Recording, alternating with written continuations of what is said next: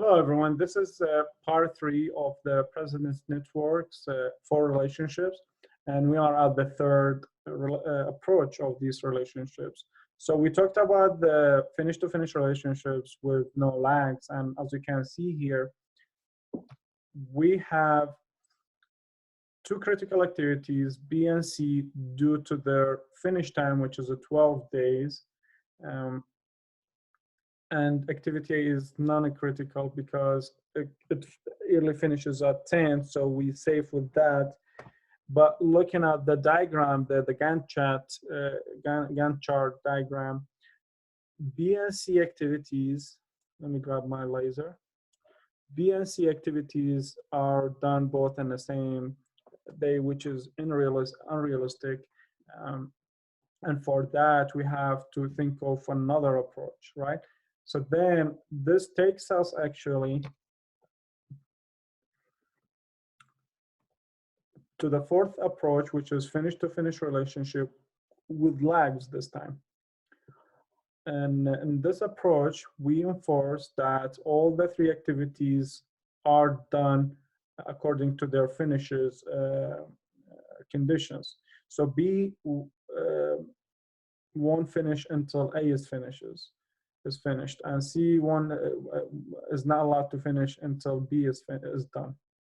So then looking at their start early finish, early start early finish, and with their duration is 0 to 10, then if this is a contiguous activities, which we'll talk about it either during this lecture or the next lecture, it's at 1. So either it has a lag or it's a continuous activities, which means it's 1 day it's given for B to start. And then with the duration, B is given the early finishes at 13, and then so on and so forth for C. But then we force that B finishes when A is finishes. However, it's giving 3 days lag. So yes, B can finish on the same time as A is finished, but we still given it a cushion of a 3 days lag for B to be done. And the same for C, we've given it a 1 day lag cushion for C to finish, just so we can be safe.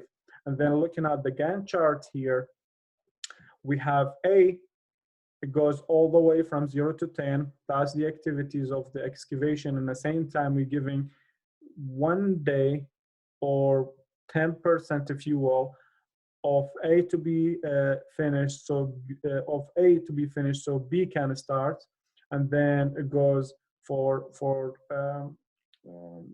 12 days here, and then we given an extra day for C to be done. So this seems like more logical sequence that we can follow, but again, this is general and it's not applicable to all type of project, but just so we can start thinking of using these 4 relationships we've talked about. One of them is the finish-to-finish relationship with lag, how it works, and how it's helpful. The other activities or the other types that we covered in the previous lecture also applicable and useful in some other project, but from project to project it varies, right? Condition-wise and so on and so forth.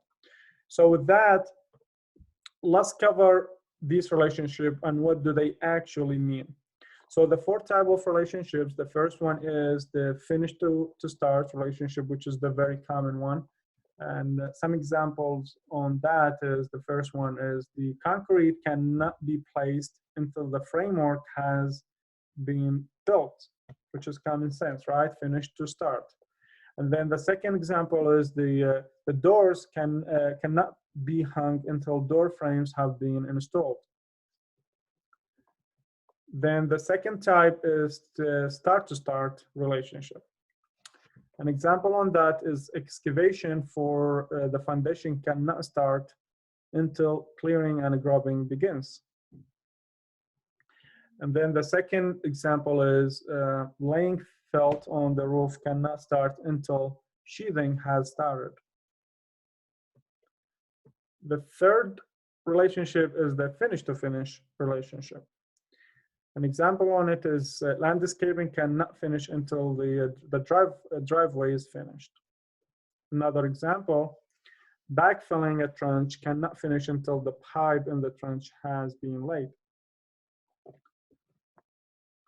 And then the fourth one, which is start to finish relationship, this is almost never exist. And me personally, in my experience, I don't recall seeing activities on that, but I'm sure there's some projects that need this type of relationship. But in the scope of this course, I don't think we'll be able to cover anything in regard to start to finish relationships.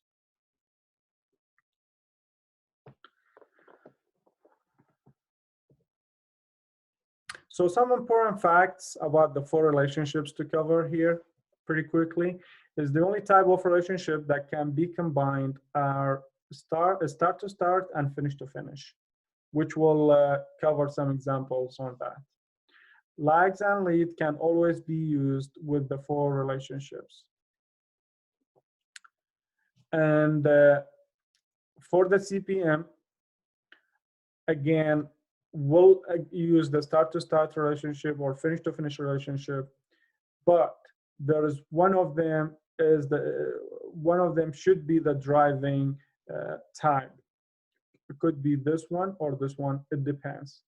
It depends on the type of project, depends on the scheduler and its mentality, and a lot of other factors to it.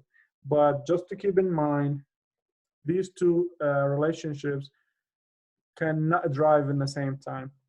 One of them has to drive. And this is imperatively important to understand as a scheduler to be able to determine your CPM. Okay, so with that, I'll stop here.